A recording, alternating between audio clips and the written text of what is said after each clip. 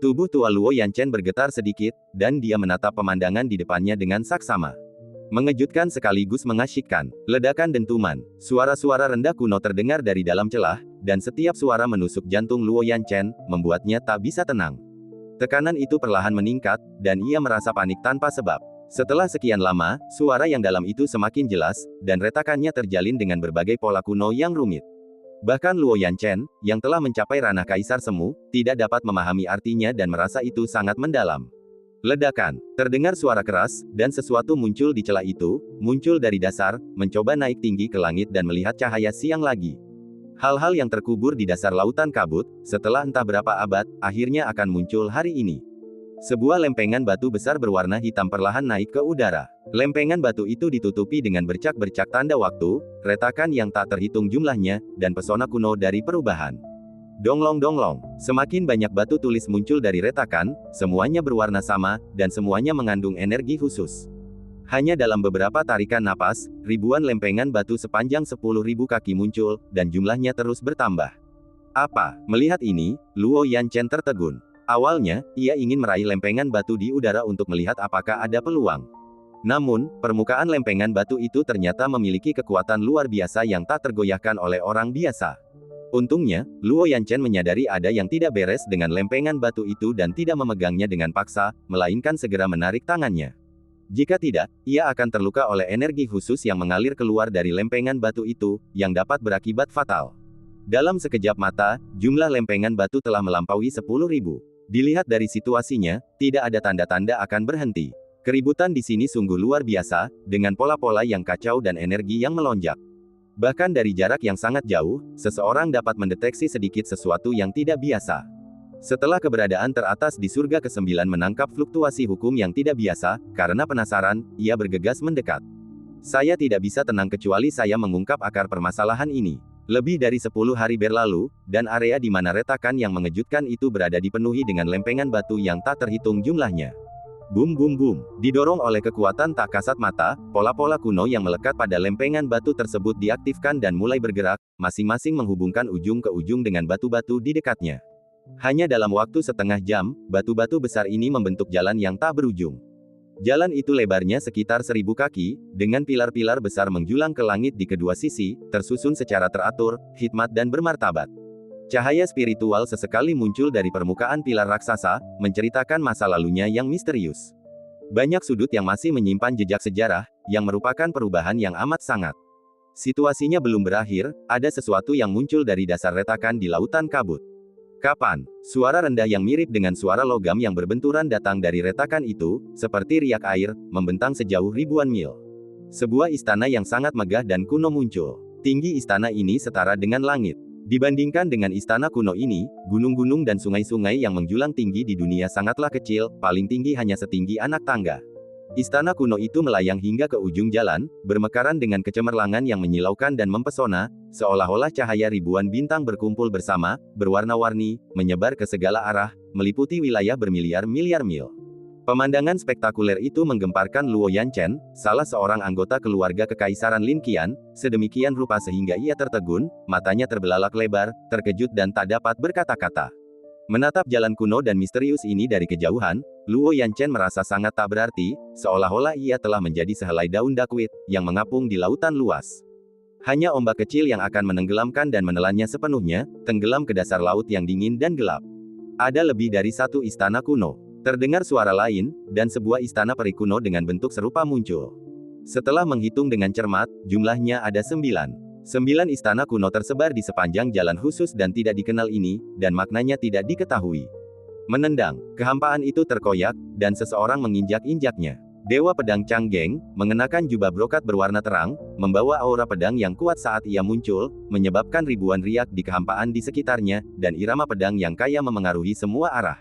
Apa ini? Li Muyang memandang jalan lebar dari kejauhan, yang berpadu dengan kekuatan hukum yang berbeda dari jembatan ilahi. Ia dipenuhi keraguan dan lama mencari di lautan kesadarannya, tetapi tidak menemukan jawabannya.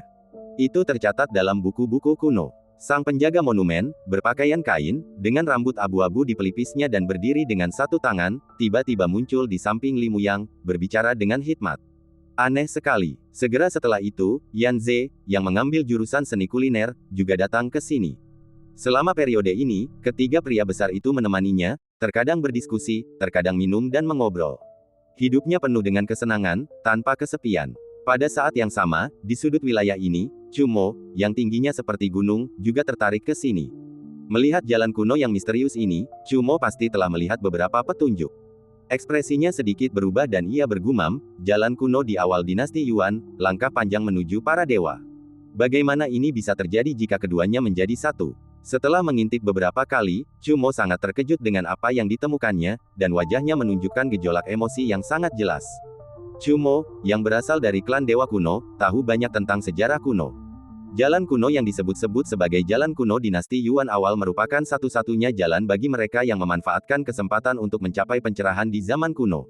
Namun, seiring perubahan zaman, jalan tersebut perlahan menghilang dan tidak lagi dikenal oleh generasi-generasi berikutnya. Tangga panjang menuju keilahian adalah jalur unik menuju puncak bagi para dewa kuno. Siapapun yang telah menyelesaikan langkah ke-9 jembatan ilahi dapat memulai tangga panjang menuju keilahian, dan siapapun yang mencapai puncak akan menerima kekuatan Dao Agung dan menjadi kaisar agung berikutnya dari klan tersebut. Kemakmuran hidup ini jauh melampaui harapan. Saat ini, Chumo tidak jelas tentang alasan spesifik munculnya jalan kuno ini. Berdasarkan situasi saat ini, hanya dengan berjalan sampai ujung jalan kuno seseorang dapat menyentuh kesempatan untuk mencapai pencerahan. Kemudian, melangkah ke jembatan suci, langsung mencapai sisi yang lain, membersihkan sumsum dan bertransformasi, menjadi kaisar agung dunia. Makhluk di sisi lain awalnya ingin merebut kesempatan pencerahan di era ini untuk dirinya sendiri, tetapi para dewa kuno yang bersembunyi di lautan ilusi memperjuangkannya, dan Kaisar Taiwei juga ikut campur. Setelah kejadian ini, Mu Changyan memutuskan untuk melepaskan kesempatan untuk membuktikan kebenarannya dan memperkeruh situasi, yang tidak akan menguntungkan siapapun. Sebenarnya, Mu Changyan tidak membutuhkan banyak usaha untuk menemukan jalan kuno ini. Bukan karena ia memiliki kemampuan luar biasa, tetapi karena zaman ini luar biasa, dan situasi ini pasti akan terjadi cepat atau lambat. Gerakan Mu Changyan kali ini hanya membuat situasi yang hidup tampak lebih cepat. Menarik. Setelah kejutan itu, semburat kegembiraan dan ketertarikan terpancar di wajah Chumo. Ia berdiri dengan tangan di belakang punggung, seperti raja yang turun ke bumi. Kemunculan jalan kuno bagaikan sambaran petir yang turun dari langit, menghantam dengan keras dan menjungkir balikan seluruh langit dan dunia. Laut berkabut di langit ke-9 akhir-akhir ini sangat bergolak, dengan ombak yang bergulung-gulung dan bahaya yang tersembunyi. Makhluk tertinggi di dunia tiba di wilayah ini, menatap jalan kuno tanpa mengalihkan pandangan. Emosi rumit yang menggelora di hatinya tak terlukiskan dalam beberapa kata. Mengejutkan dan penuh kejutan. Pada saat yang sama, perubahan besar terjadi di galaksi Sanglin di negara kekaisaran. Banyak orang kuat yang tinggal di wilayah bintang ini menyadari adanya fluktuasi aturan yang tidak normal dan segera mengambil tindakan untuk memeriksanya. Orang kuat yang pertama kali menemukan situasi abnormal tersebut menentukan arah dan bergegas menuju ke utara jauh. Di sini sunyi senyap, tanpa kehidupan atau roh.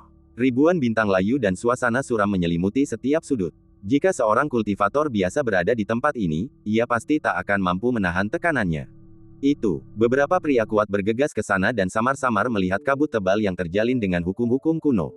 Mereka tak kuasa menahan diri untuk tidak bergidik dan teringat sesuatu. Sejak munculnya dunia yang makmur, jembatan ilahi telah datang dari Suanji yang tidak diketahui dan berakar di sudut wilayah bintang Sanglin. Di balik kabut tebal ini, yang dipenuhi aura aneh dan menakutkan, terbentang jembatan ilahi. Menyeberangi jembatan ilahi akan membawa Anda ke seberang, tujuan yang dirindukan banyak orang. Hanya Kaisar Agung yang dapat mencapai titik ini. Mungkinkah sesuatu telah terjadi pada jembatan ilahi? Saya harap tidak terjadi apa-apa, kalau tidak, sekte kita pasti akan terkena dampaknya. Ketertiban dan aturan di sini sangat kacau. Saya selalu merasa tidak akan ada hal baik yang terjadi, dan saya merasa tidak nyaman. Beberapa orang tua berkumpul bersama, hati mereka tegang, dan mengungkapkan pendapat mereka. Dunia ini dipenuhi dengan aturan dan kekuatan aneh, dan mereka menjadi semakin kuat. Di suatu sudut wilayah yang mati dan sunyi, di atas bintang yang telah hampa kehidupan selama bertahun-tahun yang tak terhitung jumlahnya, seseorang berdiri di puncak gunung tandus, dahinya berkerut, ekspresinya berat saat ia bergumam, apa akibat dari gangguan ini? Orang ini adalah Gukong. Setelah menemukan kesempatan yang tepat untuk keluar dari sisi lain, ia tetap berada di area di luar jembatan ilahi, bermeditasi di tempat untuk mengumpulkan kekuatannya dan tidak terburu-buru untuk pergi. Tiba-tiba, terjadilah gejolak kekuatan yang kacau, yang semakin intens, membuat Gukong gelisah. Ia berhenti bermeditasi dan berdiri di puncak gunung untuk mengamati. Ini pasti ada hubungannya dengan Mu Changyan. Ekspresi wajah Gukong tegas, dan dia yakin akan hal itu. Ledakan. Tiba-tiba, sebuah bintang di area sunyi senyap itu meledak tanpa peringatan.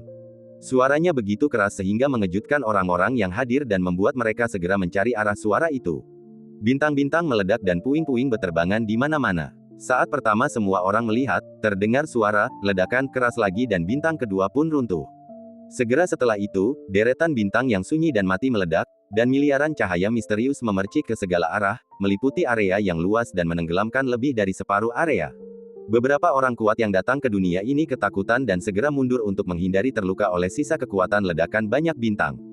Gukong berdiri diam, dan dengan jentikan lengan bajunya, dia mendirikan penghalang berbentuk busur transparan di depannya, menghalangi semua kekuatan penghancur bintang. Setelah beberapa saat, ledakan itu berangsur-angsur mereda, tetapi insiden itu belum berakhir. Ledakan, area sunyi senyap itu seakan ditekan oleh kekuatan tak dikenal dan tenggelam dalam jarak yang pendek. Tubuh Gukong bergoyang pelan beberapa kali saat bintang tempat ia berada berguncang. Berdengung, langit retak, dan cahaya misterius yang tak terlukiskan turun dari langit, menutupi miliaran hektar kehampaan. Jalan kuno yang lapuk mengalahkan tatanan dunia ini dan menetapkan aturannya sendiri. Jalan tersebut mengarah langsung ke ujung zona mati, tempat jembatan suci berada. Jalan tak dikenal yang terlihat oleh orang-orang di pasar itu adalah jalan kuno dari awal dinasti Yuan. Jalan kuno Yuanchu yang muncul di langit ke-9 benar-benar melintasi kehampaan tak berujung dan menyebar ke galaksi Sanglin di negara kekaisaran. Sungguh luar biasa, jalan Yuanchu kuno penuh dengan tabu dan aturan. Tidak hanya orang biasa, bahkan kaisar zaman dahulu pun dilarang mendekat, karena bisa jadi mereka akan terbunuh atau terluka. Apa ini? Menatap pemandangan di depannya, ekspresi dingin Gukong sebelumnya menghilang, matanya melebar, mulutnya terbuka, dia tertegun dan tidak dapat mempercayainya. Meskipun Gukong lahir di akhir zaman kuno, lebih dari 600.000 tahun yang lalu, ia tidak tahu apa-apa tentang jalan kuno di awal dinasti Yuan. Wajah dan matanya penuh kebingungan. Ekspresi orang-orang kuat yang bersembunyi di kejauhan sangat terkejut, jantung mereka tiba-tiba berhenti, dan lautan kesadaran mereka kosong. Sekalipun saya punya ribuan kata, saya tetap tidak dapat mengungkapkan emosi rumit yang dirasakan setiap orang yang hadir saat itu. Dari kejauhan, jalan kuno dari awal dinasti Yuan berkelok-kelok bagaikan air mengalir, membentang berkilo-kilometer jauhnya. Tak seorang pun tahu dari mana asalnya atau kemana tujuannya. Kalau diperhatikan lebih teliti, setiap ruas jalan kuno yang disambung itu bagai gunung yang menjulang tinggi, megah dan hikmat.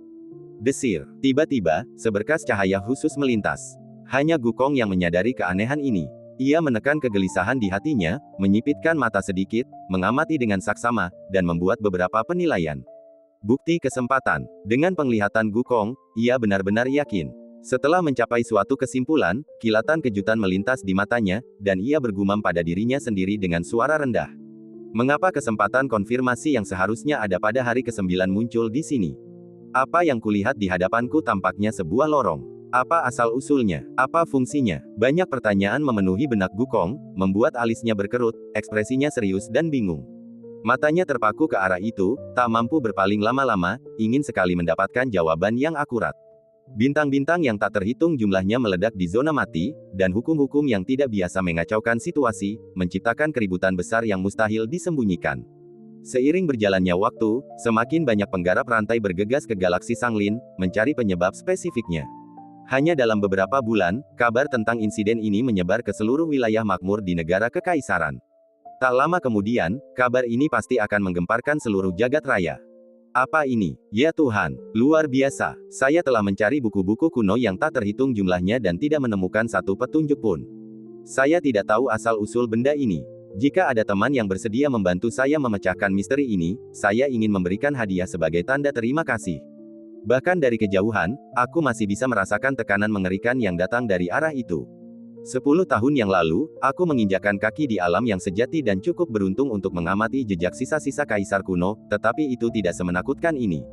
Di era yang luar biasa makmur ini, hal-hal aneh sering terjadi. Orang biasa seperti kita hanya bisa diam dan menyaksikan kehebohannya. Jangan ikut campur, atau nyawa kalian tidak akan cukup untuk 1000 tahun lagi. Para biksu dari semua ras berkumpul di sini, termasuk banyak guru terkemuka dari 8 langkah jembatan ilahi.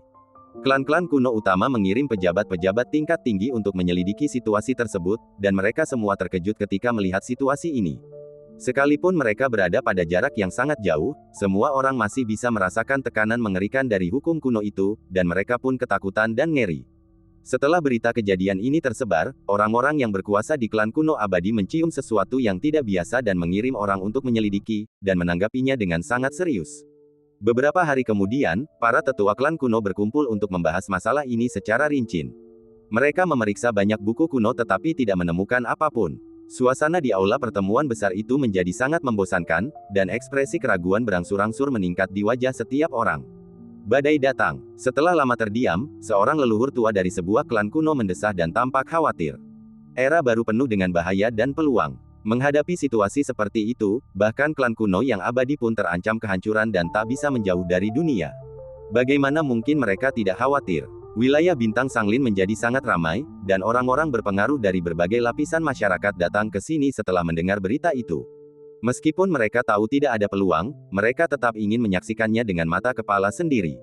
Klan Phoenix kuno, tanah leluhur. Sebatang pohon Paulonia berakar di sini, rimbun dan tinggi, menghalangi sinar matahari. Ranting-ranting dan daun-daunnya yang bergoyang memancarkan cahaya yang aneh, dipenuhi misteri tak terhingga, aura yang luar biasa dan misterius. Mencicit, sebuah dahan menari lembut, dan sesosok tubuh berkumpul di bawah pohon. Ia mengenakan gaun brokat hitam muda, yang lengan dan ujungnya dililit dengan benang emas murni alami, dan sisa gaun itu disulam dengan pola-pola yang tampak seperti aslinya, tanpa satu cacat pun. Mengenakan mahkota Phoenix, matanya dingin. Ia elegan dan mulia dan tidak dapat dinodai. Ia adalah leluhur klan Phoenix. Setelah wafat, ia berhasil menyatukan secercah tekad aslinya ke dalam senjata kekaisaran. Ia bertahan hidup selama bertahun-tahun yang tak terhitung jumlahnya dengan menggunakan metode alternatif. Ia beruntung dapat menjalin ikatan dengan Chen Qingyuan, dan dapat menyambut kehidupan baru. Dunia telah berubah. Sebagai seorang kaisar yang telah mencapai pencerahan di zaman kuno, leluhur klan Phoenix, meskipun kekuatannya jauh lebih rendah daripada masa puncaknya, masih dapat merasakan fluktuasi abnormal dalam aturan Dao Agung. Hatinya sedikit tergerak, dan ia menatap ke kejauhan dengan kerutan di wajahnya. Dia cukup beruntung untuk menjalani kehidupan kedua dan tidak berani meminta terlalu banyak. Sekarang dia sedang memurnikan sisa darah Phoenix leluhur, hanya untuk memulihkan kekuatannya sesegera mungkin sehingga dia bisa menghargai pemandangan dunia. Northern Wilderness, Galaksi Fuliu. Daerah terlarang Jingshui, tanah surga dan bumi. Seorang wanita berambut putih bergaun panjang berwarna terang merasakan perubahan halus dalam tatanan. Ia melirik ke samping, matanya menembus berbagai penghalang di area terlarang kuno, memungkinkannya melihat pemandangan di luar. Setelah beberapa saat menarik napas, wanita berambut putih itu menarik kembali pandangannya, sedikit menurunkan alisnya, dan tampak sedang memikirkan sesuatu. Ada apa? Ansiruo menonjol di tengah salju yang dingin, gaunnya berwarna merah darah, kainnya halus dan mengalir, bagaikan peri yang turun ke dunia fana. Cara hebat telah berubah, dan niat membunuh perlahan-lahan muncul. Wanita berambut putih selalu terlihat dingin, mulia dan lembut, dan dia tidak peduli dengan hal-hal duniawi. Semoga dia beristirahat dengan tenang. Setelah hening sejenak, Ansiruo mendongak dan bergumam. Meskipun matanya dipenuhi warna putih, ia masih bisa membayangkan sosok dan wajah Chen Qingyuan. Setiap detail wajahnya terekam jelas, terpatri di jiwanya, dan ia tak akan pernah melupakannya. Ya, wanita berambut putih itu menanggapi dengan lembut, matanya yang awalnya jernih berangsur-angsur menjadi gelap, dan tidak diketahui apa yang sedang dipikirkannya. Pada saat ini, di alam pencerahan di reruntuhan Luoshen, Situlin, yang baru saja melepaskan tangannya, segera menyadari perubahan susunan jalan. Kelopak matanya berkedut beberapa kali, dan ia menekan kegelisahan di hatinya, mundur dari formasi, dan pergi ke kejauhan untuk membuat perhitungan. Di dalam formasi, Nangongge sedang melakukan tindakan yang menantang surga. Ia ingin menggunakan kultivasinya yang lemah untuk menipu mata Dao Agung, agar dapat mencapai puncak jalan pembuktian dan menyaksikan pemandangan era baru. Langkah ini sangat berbahaya, tetapi untungnya dengan bantuan Situlin, kemungkinan keberhasilannya meningkat pesat. Situlin telah melakukan segalanya, tetapi hasil akhirnya sepenuhnya bergantung pada kemampuan Nangongge sendiri. Bagaimana ini bisa terjadi? Setelah berlatih metode kitab surgawi selama setengah jam deduksi, Situlin memastikan satu hal. Ekspresinya tiba-tiba berubah dan ia mengucapkan kata-kata dengan terkejut. Setelah tertegun sejenak, Situlin melirik ke arah Nangongge. Ia tidak berniat tinggal di sana lagi, jadi ia berbalik dan pergi, siap pergi ke tempat yang lebih tinggi di jalan untuk mendapatkan jawabannya. Di suatu tempat di sepanjang jalan, Ye Liujun, leluhur klan roh api kuno, yang sedang berjalan dengan hati-hati, tiba-tiba menyadari adanya sedikit perubahan dalam aturan ketertiban. Ia agak ketakutan, mengira keberadaannya telah diketahui oleh mata jalan raya, dan secara mental siap menggunakan segala cara untuk menghadapinya. Yah, itu tidak ditujukan padaku. Ye Liujun menghela napas lega, seakan-akan dia sedang menari di ujung pisau, dan jika dia tidak berhati-hati dia akan mendapat masalah. Sadar kembali, Ye Liujun dengan cermat mengamati riak hukum aneh yang tak mudah dipahami dunia ini. Ia perlahan mengerutkan kening dan bergumam, ada yang tidak beres. Untuk mengetahui situasi spesifiknya, Ye Liujun mempercepat langkahnya dan menuju ke surga ke-9. Hanya sejumlah kecil makhluk tingkat atas yang menangkap sekilas petunjuk tersebut dan merasa sedih. Padang belantara utara, King Zong. Tidak peduli seberapa kerasnya situasi di dunia luar, hal itu tidak dapat memengaruhi Chen Qingyuan yang sedang menyendiri. Saat ini, tubuhnya diselimuti pola samar berwarna darah, kemungkinan besar merupakan hasil dari darah Phoenix leluhurnya. Di bawah kakinya terbentang pola unik berupa tanaman merambat hijau yang merambat, dipenuhi kekuatan akar pohon kuno. Daerah sekelilingnya dipenuhi batu roh bermutu tinggi, jumlahnya lebih dari puluhan juta. Energi spiritual yang kaya mengembun menjadi cairan dan menyebar ke tubuh Chen Qingyuan dari segala arah. Plop, plop, suara detak jantung Chen Qingyuan sekeras guntur dan terus bergema. Dia menutup matanya rapat-rapat, pakaiannya hancur oleh fluktuasi energi spiritual yang kuat, dan dia telanjang, mengabaikannya. Menyerap ritme Dao dari sumber daya yang berharga ini, tubuh Dao reinkarnasi sangat puas dan menikmatinya dengan rakus. Setelah menjalani latihan berhari-hari, kultivasinya telah mencapai puncak langkah ke-6 jembatan ilahi. Namun, Chen Qingyuan tidak berhenti. Dengan begitu banyak harta langka di tangan, kita harus mengambil kesempatan ini untuk melangkah lebih jauh. Gemerincing, energi spiritual yang melimpah mengalir ke dalam tubuhnya setiap saat, seakan-akan tubuhnya adalah lubang tanpa dasar yang tidak akan pernah terisi. Pemandangan aneh kadang-kadang muncul di berbagai bagian tubuh, seperti matahari terbenam di atas sungai yang panjang, kabut tebal di Gunung Peri, patung Buddha emas yang sedang membuka matanya, bunga teratai Tao yang sedang mekar penuh, dan seterusnya. Suara Tao yang tak terlukiskan tersebar di setiap sudut ruang retret. Lapisan tipis asap mengepul dari tanah, hanya menutupi tubuh bagian bawah Chen Qingyuan. Merayu. Sesekali, cahaya misterius yang samar akan berkedip di permukaan kulit Chen Qingyuan, memunculkan lingkaran riak seperti gelombang air, menyapu seluruh tubuhnya dan membersihkan semua kotoran. Setelah beberapa jam, Chen Qingyuan menstabilkan kondisinya di puncak langkah ke-6 jembatan ilahi, dan siap menyerap semua sajak Dao yang tersisa dan menerobos kemacetan sekaligus. Selanjutnya, ia membutuhkan lebih banyak energi spiritual untuk terus maju. Dia memisahkan pikiran ilahi dan mengeluarkan puluhan juta batu roh bermutu tinggi dari cincin Sumeru. Ia mengedarkan kekuatan tubuh Tao-nya dan melahap batu roh tanpa ragu. Tekanan yang memancar dari tubuhnya berangsur-angsur meningkat, dan rambutnya yang panjang, setiap helainya, bergoyang tertiup angin pesona spiritual, menunjukkan keanggunan. Hanya dalam 10 hari, 2 juta batu roh kualitas terbaik mengering dan meredup, dan seluruh kekuatan spiritual di dalamnya terserap ke dalam tubuh Chen Qingyuan, tanpa ada sedikit pun yang terbuang. Setelah 10 hari berikutnya, tingkat konsumsi menjadi lebih cepat, dan lebih dari 3 juta batu roh dimurnikan. Sejak awal retret, tubuh Samsara Dao telah melahap total lebih dari 25 juta batu roh kelas atas, dan akhirnya mencapai kejenuhan pada langkah ke-6 jembatan ilahi, dan dapat mencoba mencapai tingkat yang lebih tinggi. Sajak Tao yang murni dan tanpa cacat berubah menjadi tetesan, mengalir di sekitar Chen Qingyuan, mengandung misteri tertinggi, seolah-olah dapat membersihkan semua kekotoran dan debu di dunia. Chen Qingyuan duduk bersila di kehampaan, tubuhnya sekitar 3 meter dari tanah. Ia memejamkan mata dan berkonsentrasi, mencoba mengetuk pintu menuju alam yang lebih tinggi. Ditutupi kabut putih, dengan sinar cahaya yang memercik. Di atas kepalanya, naga dan burung phoenix menari-nari, dan di bawahnya, tanaman merambat hijau menyebar. Bertahun-tahun yang lalu, Chen Qingyuan memperoleh tulang kaisar naga dari Tianyuan, dan menggabungkannya ke dalam tubuh Dao-nya untuk meningkatkan kekuatannya.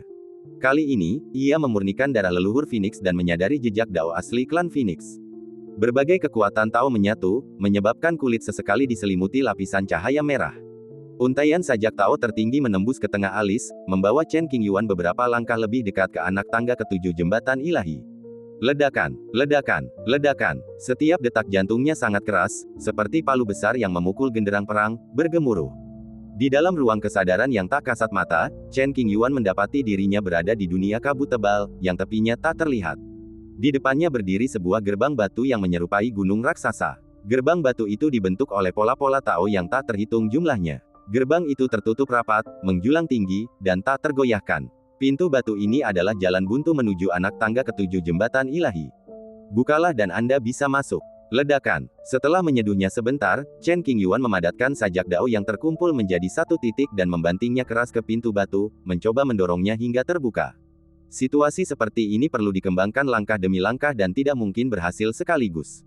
Setelah mencoba lebih dari 10 kali, pintu batu yang terbentuk oleh kemacetan tetap tidak tergoyahkan dan tidak dapat dihancurkan. Kadang-kadang, Chen Qingyuan akan sedikit mengerutkan kening, berpikir sejenak, lalu menyerang hambatan yang menghalangi jalannya ke depan. Hal itu tidak mungkin berhasil dalam waktu 3-5 tahun. Semakin dekat Anda dengan akhir, semakin sulit untuk menerobos. Jangan terburu-buru, kalau tidak Anda akan gagal. Di wilayah Bintang Sanglin, negara kekaisaran, banyak kultivator berkumpul, semuanya menatap jalan kuno Yuanchu yang seolah datang dari dunia lain. Guncangan di hati mereka tak terlukiskan dan tak terbendung untuk waktu yang lama. Alam pencerahan, surga ke-9. Situ Lin, mengenakan jubah tau polos, muncul di suatu tempat di lautan kabut yang tak terbatas. Fluktuasi hukum yang tidak normal itu sangat kuat dan menyerbu ke arahnya. Ekspresi Situ Lin sedikit berubah, dan ia tampak serius. Ia segera menghitung dengan jari-jarinya dan segera mendapatkan arah yang akurat. Suara mendesing. Tanpa menunda lagi, Situ Lin segera menyerbu ke depan berdasarkan arah yang disimpulkannya, meninggalkan jejak bayangan di tempat. Setelah beberapa hari, mereka tiba di daerah retakan lautan kabut. Di sanalah jalan kuno dari awal dinasti Yuan berada. Pertama kali ia melihat jalan kuno menuju surga ini, Situ Lin kehilangan ketenangannya dan berdiri di sana dengan kaget, tidak tahu harus berpikir apa. Setelah waktu yang lama, Situ Lin kembali sadar dan berseru, "Apa ini?" Meskipun dia tidak tahu asal-usul benda ini, kemampuan dan pengalaman Situ Lin sudah cukup untuk menentukan keunikan jalan kuno, yang pasti akan memengaruhi situasi masa depan dan tidak bisa diabaikan.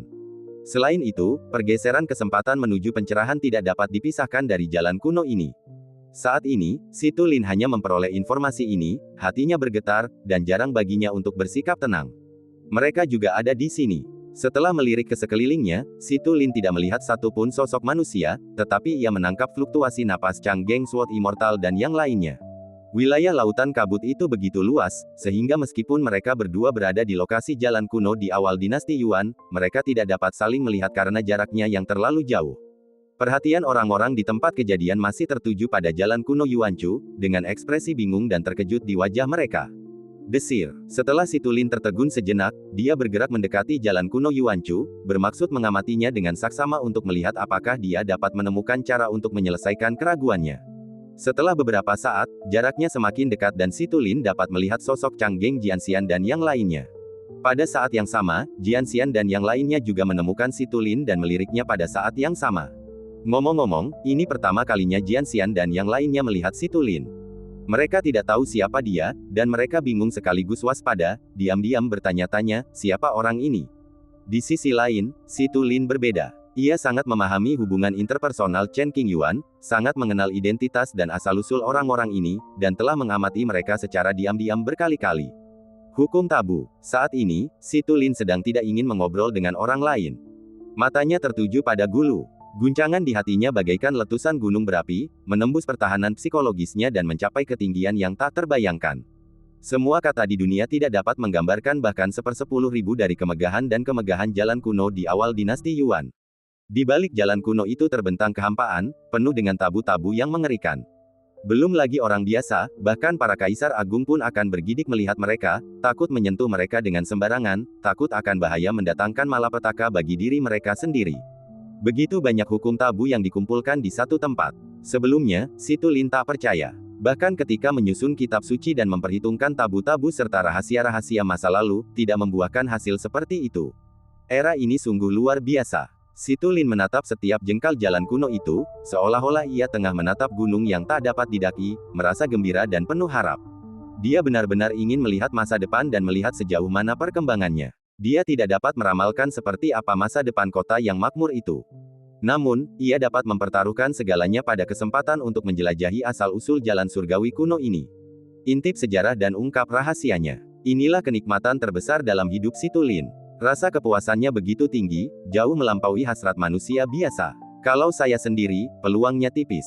Kalau ada saudara Nan Gongzi, seharusnya ada 2 atau 3 peluang. Setelah menonton beberapa kali dan lebih memahami aturan tabu di luar jalan kuno, Si Tulin berusaha sekuat tenaga untuk tetap tenang dan bergumam pada dirinya sendiri. Tidak perlu terburu-buru, kami harus menunggu sampai Tuan Nan Gong tiba. Selain itu, kami tetap harus bersiap. Jika kami diserang oleh kekuatan terlarang, kemungkinan besar kami akan kehilangan nyawa. Meskipun Chang Geng Jianxian dan yang lainnya tidak mengenal Si Tulin, mereka merasakan tekanan dan tidak berani meremehkannya. Setelah berpikir sejenak, mereka memutuskan untuk datang dan menyapa serta mencari tahu dari mana asalnya. Dao You, Dewa Pedang Li Muyang melangkah beberapa langkah dan menghampiri Si Tulin, menundukkan tangannya untuk memberi salam dan menunjukkan rasa hormatnya. Dao You Li, ketika seseorang muncul di depannya, Si Tulin memaksa dirinya untuk menarik perhatiannya dari jalan kuno Yuanchu, berbalik dan menatap Li Muyang, lalu membalas salam.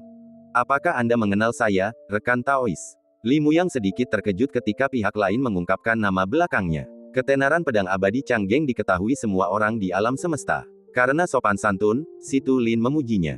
Tidak apa-apa jika orang lain berkata demikian, tetapi ketika suatu eksistensi teratas dengan asal-usul yang tidak diketahui memujinya seperti ini, Li Muyang tidak merasa puas diri, tetapi malah menjadi lebih waspada. Anda terlalu baik, rekan Taois. Li Muyang bertanya ragu-ragu, siapa nama Anda, rekan Taois? Si Tulin cukup berbesar hati dan tulus dengan menjawab dengan nama belakangnya. Yang satu demi Chen Qingyuan, dan yang satu lagi demi Kaisar Tai Wei. Lagi pula, berita bahwa Dewa Pedang Chang Geng adalah Raja Jing di dunia ini telah didengar oleh semua pakar top. Token Raja Jing jatuh ke tangan pedang abadi, dan dunia menganggapnya sebagai keberuntungannya, sehingga ia mewarisi warisan para bijak kuno. Tanpa seizin Kaisar Tai Wei, lencana yang melambangkan identitas Raja Jing tak akan pernah dikenali lagi. Apalagi mereka tahu bahwa Kaisar Tai Wei sedang mencari reinkarnasi pertamanya dan pasti akan muncul suatu hari nanti di masa depan, tanpa gagal. Rekan Taois itu, senang bertemu dengan Anda hari ini. Bagaimana kalau Anda duduk dan mengobrol? Secara naluriah meyakini bahwa ia dan Si Tulin tidak akan menjadi musuh, Li Muyang memberikan undangan yang tulus. Bisa, bagaimanapun, akan butuh waktu untuk mengetahui alasan munculnya jalan kuno ini, jadi Si Tulin tidak mau repot-repot memikirkannya dan mengangguk setuju. Pemandangan berubah ke area yang dekat dengan jalan kuno awal dinasti Yuan. Di atas lautan kabut, ada meja dan kursi. Mereka berempat duduk, dan aroma teh memenuhi udara. Orang-orang ini adalah, pedang abadi Li Muyang, juru masak Yan Ze, penjaga monumen Sujiu, dan Si Tulin. Setelah berbasa-basi sebentar, Yan Ze mengangkat topik baru. Matanya terpaku pada Si Tulin, mengamatinya dengan saksama tanpa mengalihkan pandangan. Permisi, di mana Anda tinggal menyendiri, rekan Taois itu? Dunia adalah rumahku. Si Tulin menjawab dengan senyum tipis. Setelah dipikir-pikir lagi, dia tidak berbohong. Orang seperti dia tidak punya tempat tinggal dan bepergian yang pasti. Satu pertanyaan lagi, apa latar belakangmu? Yan Ze menambahkan dengan nada meminta maaf, aku tidak bermaksud jahat, aku hanya belum pernah bertemu denganmu sebelumnya, jadi aku agak penasaran. Sejujurnya, aku punya hubungan dengan Langya Villa. Semua orang memiliki hubungan dekat dengan Chen Qingyuan, dan kemungkinan besar mereka akan menjadi teman di masa depan. Si Tulin tentu saja bersedia berbicara jujur. Oh, mendengar ini, mereka bertiga saling berpandangan dengan heran. Tidak disangka ternyata sahabat Tao di hadapanku ini ada hubungan darah dengan Langya Villa. Apakah Anda leluhur penyendiri dari Langya Villa? Semua orang berspekulasi. Sebenarnya itu tidak salah. Si Tulin merenung sejenak dan mengangguk sedikit. Saya merasa terhormat bertemu dengan rekan Daois situ. Setelah membahas hubungan ini, semua orang merasa lebih dekat. Mengenai benar atau tidaknya perkataan Si Tulin, semua orang punya penilaiannya sendiri dan tidak mempertanyakannya. Saat kami mengobrol, teh di meja digantikan oleh anggur tanpa kami sadari. Mereka mengangkat gelas dan minum bersama, bergaul dengan harmonis. Setelah 3 putaran minum, topik beralih ke hal-hal serius. Senyum ramah di wajah semua orang perlahan menghilang, dan semua orang menjadi sangat serius. Suasana menjadi suram selama beberapa jam. Aku tidak tahu apa yang menyebabkan perubahan aneh di surga ke-9 ini, dan aku penasaran apa akibatnya. Semua orang menunggu untuk menemukan jalan, dan mereka tidak tahu bahwa jalan kuno Yuanchu mengarah ke wilayah bintang Sanglin di Dizu, jika tidak, mereka akan lebih terkejut lagi. Rekan Taois itu, karena Anda adalah leluhur penyendiri dari Villa Langya, Anda pasti sangat ahli dalam ilmu ramalan. Bisakah Anda membantu kami memecahkan teka-teki ini? Li Muyang memberi hormat dengan tinjunya, matanya tulus, dan dia benar-benar ingin belajar. Sejujurnya kepada kalian bertiga, saya sudah mencoba menghitungnya, tetapi tidak berhasil. Si Tulin Zeng sungguh-sungguh. Semua orang mempercayai jawaban Si Tulin dari lubuk hati mereka. sehat. Tanpa tahu harus berbuat apa, semua orang mendesah dalam hati, berdoa agar tidak terjadi hal berbahaya yang berada di luar kendali mereka. Setelah mengobrol sebentar, Si Tulin berpamitan, "Saya ada urusan lain, jadi saya tidak bisa tinggal lebih lama lagi. Selamat tinggal, tolong." Semua orang segera berdiri dan melihatnya pergi. Si Tulin sekali lagi pergi ke lokasi Jalan Yuanchu kuno, bermaksud untuk menjelajahinya sebentar, mungkin dengan harapan dapat menemukan beberapa hal baru. Langit ke-9 telah menyambut sosok baru yang luar biasa. Nenek moyang klan roh api, Ye Liujun. Dia mengenakan jubah hitam gelap yang menutupi seluruh tubuhnya, menyembunyikan auranya dan menjaga penampilannya tetap rendah hati. Jika Anda tidak berhati-hati, Anda akan dengan mudah ditemukan oleh mata iblis besar. Aku sudah lama mencari, tapi aku masih belum menemukan jejak Chen Qingyuan. Kemana perginya orang ini? Ye Liujun tidak dapat lepas dari manipulasi yang tidak diketahui dari pihak lain dan harus meminta bantuan eksternal. Menurut Ye Liujun, penolong terbaik adalah Chen Qingyuan. Dia punya banyak ide cerdas dan mungkin punya solusi. Jika itu tidak berhasil, dia punya jaringan kontak yang luas dan kemungkinan besar akan menemukan seseorang yang mampu menangani masalah ini. Itu cuma utang budiku padamu, bukan masalah besar. Aku akan membalasnya saat ada kesempatan, kalau tidak, lupakan saja. Kalau aku nggak mau ketemu orang ini, dia selalu merebut makanan dari mulutku. Kalau aku mau cari dia, dia nggak ada. Setelah gagal menemukan keberadaan Chen Qingyuan selama berhari-hari, Ye Liujun tak dapat menahan diri untuk mengingat masa lalu, menggertakkan giginya dan merasa sangat marah. Bagi Ye Liujun, datang ke Jalan Zhengyu seperti mengunjungi kembali tempat lama. Terkadang melihat pemandangan yang familiar, atau bahkan jejak kaki yang ditinggalkannya, membangkitkan banyak emosi. Segudang emosi itu akhirnya berujung pada sebuah desahan, dan ia berkata terus terang, "Waktu berlalu begitu cepat." Tidak lama kemudian, Ye Liujun melangkah maju mengikuti arah aliran yang luar biasa teratur, dan seperti yang diduga, dia melihat jalan kuno Yuanchu. Melihat jalan ini sungguh mengejutkan. Saya tertegun dan tidak dapat mengucapkan sepatah kata pun. Hukum terlarang yang melilit jalan kuno dapat memusnahkan suatu area bidang bintang hanya dengan jejaknya, dan juga dapat membuat kaisar mundur. Apa-apaan ini? Ye Liujun melihatnya beberapa kali, dan tubuhnya tidak bisa menahan gemetar, dan dia bahkan sangat gugup. Merasakan sedikit fluktuasi hukum yang tidak biasa, Si Tulin, yang awalnya mempelajari jalan Yuanchu kuno, melirik ke arah tertentu. Meskipun jauh, ia masih bisa melihat sosok Ye Liujun yang samar-samar. Leluhur klan roh api menjalani kehidupan baru. Masalah ini telah lama tersebar dan bukan lagi rahasia. Si Tulin mengetahui identitas orang yang menutupi masalah itu hanya dengan sekilas pandang, tetapi dia tidak mengungkapnya dan terus bekerja. Pada saat yang sama, Ye Liujun juga melihat Si Tulin di dekat jalan kuno. Ia meliriknya beberapa kali, tetapi tidak berhasil melihat apa yang ada di baliknya. Ia tenggelam dalam pikirannya dan tetap diam. Suatu hari, beberapa bulan kemudian, pikiran Si Tulin tak lagi terkekang. Ia melepaskan diri dan tak lagi asyik mempelajari jalan kuno ini. Sebaliknya, ia mencari lokasi untuk membuktikan pendapatnya. Benar saja, kerja keras membuahkan hasil, dan Si Tulin benar-benar menemukan titik kunci untuk memecahkan kebuntuan. Suara mendesing. Dengan metode yang akurat, Si Tulin bagaikan meteor yang melesat melintasi langit berbintang, lenyap dalam sekejap dan meninggalkan langit ke-9. Setelah beberapa saat, sesosok hantu muncul di bintang Sanglin di Dizu, dan tidak seorang pun dapat mendeteksinya. Sosok ini adalah Si Tulin. Di atas adalah galaksi, daratan yang mati dan sunyi. Begitu Si Tulin memasuki area ini, ia langsung melihat jalan Yuanchu kuno menuju jembatan ilahi. Tubuhnya bergetar, seolah-olah sebuah batu besar menghantam jantungnya, menimbulkan ribuan gelombang. Waktu seakan berhenti, dan pemandangan itu mengejutkan, meninggalkan kesan mendalam yang sulit dihapus. Pupil matanya melebar, memancarkan cahaya aneh. Wajahnya dipenuhi ketidakpercayaan, dan tak sepatah kata pun keluar dari mulutnya. Setelah beberapa saat, Si Tulin menekan emosinya yang gelisah dan menatap tajam ke jalan kuno dengan asal-usul yang luar biasa ini. Keterkejutan di wajahnya tak kunjung hilang, jembatan ilahi, sisi lain.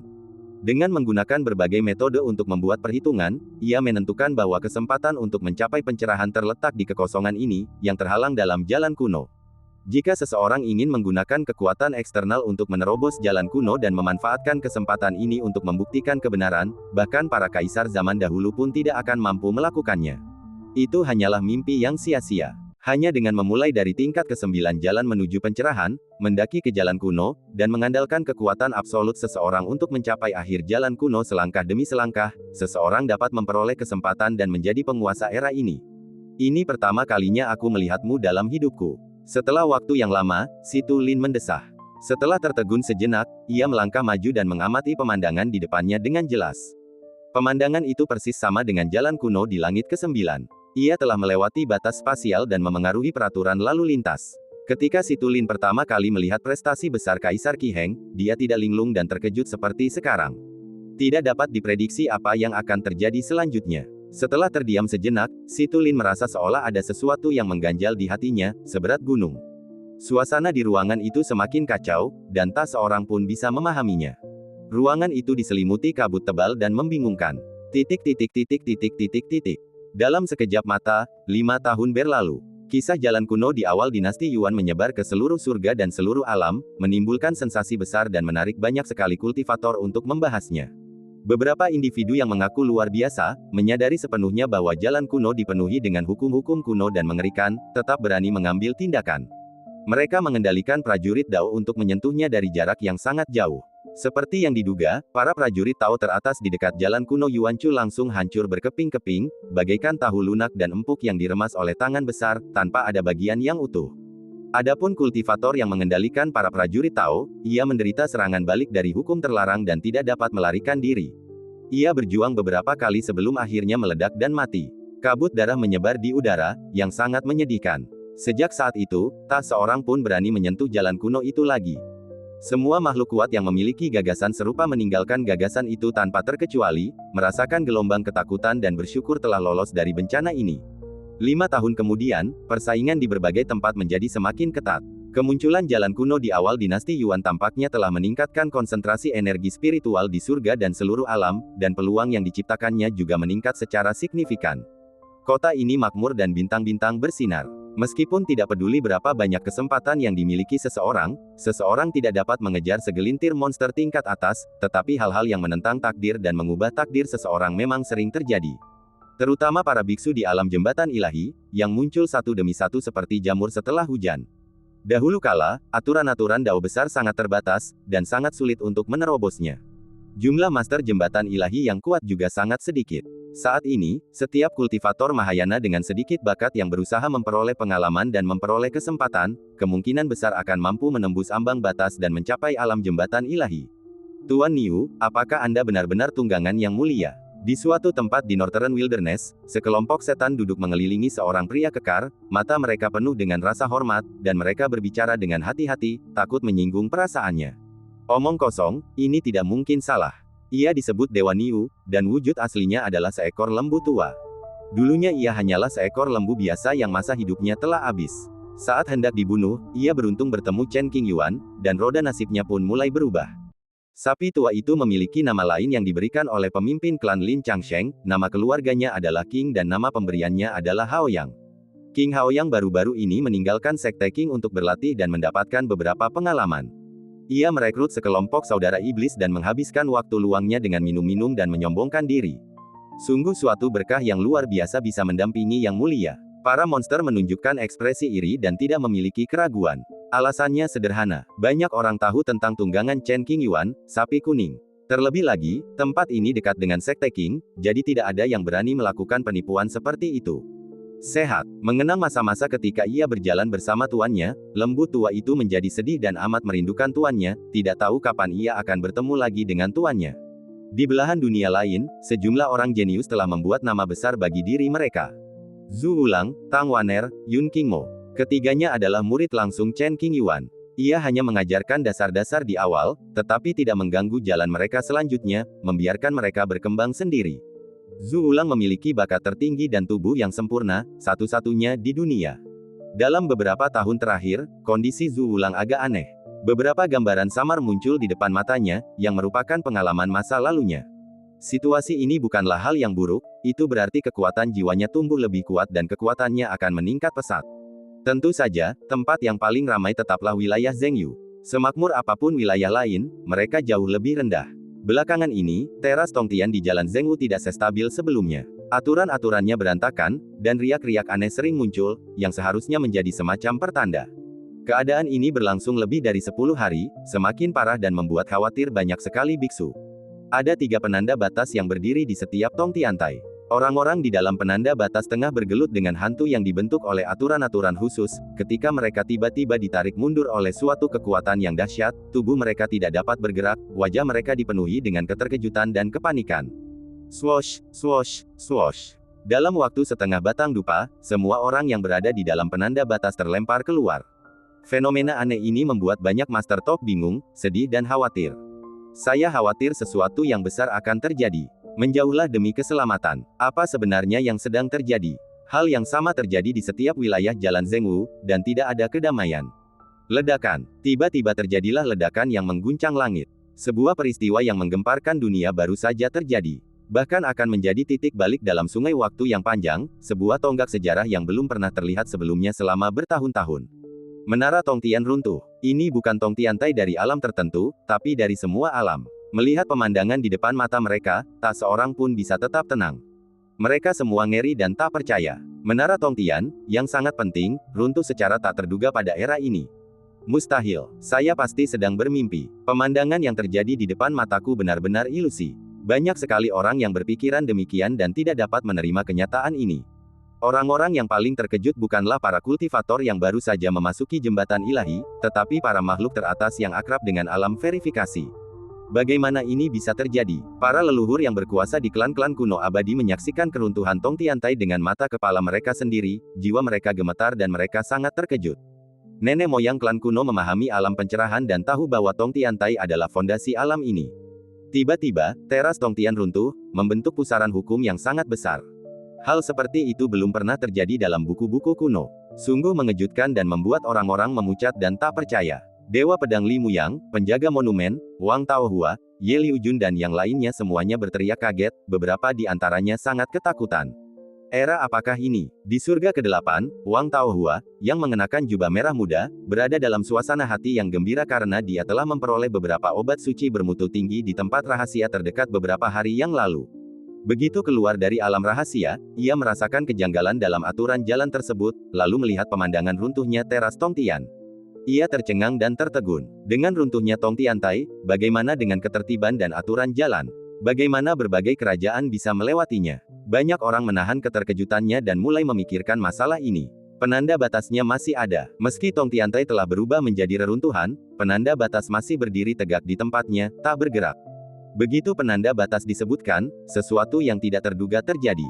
Suara mendesing. Tiba-tiba, batas-batas langit mulai bergetar sesaat. Beberapa saat kemudian, semuanya lenyap ke dalam pusaran hukum yang diciptakan oleh runtuhnya Tongtiantai, lenyap tanpa jejak. Menghadapi situasi semacam itu, semua orang tercengang, pikiran mereka menjadi kosong, dan mereka tidak dapat pulih untuk waktu yang lama. Kemunculan jalan kuno pada mulanya memengaruhi tatanan dan aturan yang ada pada zaman itu, yang menyebabkan perubahan situasi yang mengguncang dunia. Kemana perginya penanda batas yang hilang? Hanya sedikit orang yang mengetahui jawaban pertanyaan ini. Surga ke-9 adalah wilayah laut berkabut tempat jalan kuno Yuchu berada. Ledakan dentuman, ruang itu terkoyak dan penanda batas pun muncul. Total ada 27 penanda batas, semuanya di sini. Langit ke-9 dulunya memiliki 3 penanda batas, yang lebih istimewa daripada penanda Dao di alam lain. Hanya dengan lulus penilaian penanda batas langit ke-9, seseorang dapat membuktikan bahwa ia telah mencapai puncak 9 langkah jembatan ilahi dan memenuhi syarat untuk menyentuh kesempatan pencerahan. Sekarang, jika Anda ingin menyentuh kesempatan untuk mencapai pencerahan, Anda perlu memulai jalan kuno dan berjalan hingga ujung jalan kuno. Kesulitannya jauh lebih besar dari sebelumnya. Ini adalah era kemakmuran yang belum pernah terjadi sebelumnya. Tak seorang pun bisa memprediksi seperti apa masa depan. Masa depan penuh dengan ketidakpastian. Penanda batas ditempatkan di dekat jalan kuno Yuchu, menjaganya dan membuat aturan baru lebih stabil.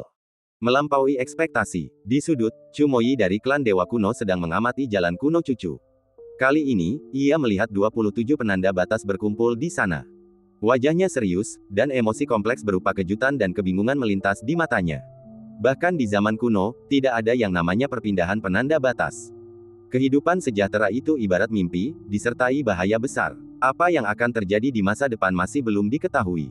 Meski terjadi keributan besar, asal-usul Dao Agung tidak bereaksi sama sekali, seolah-olah diam-diam menyetujui atau bahkan diam-diam mengipasi api.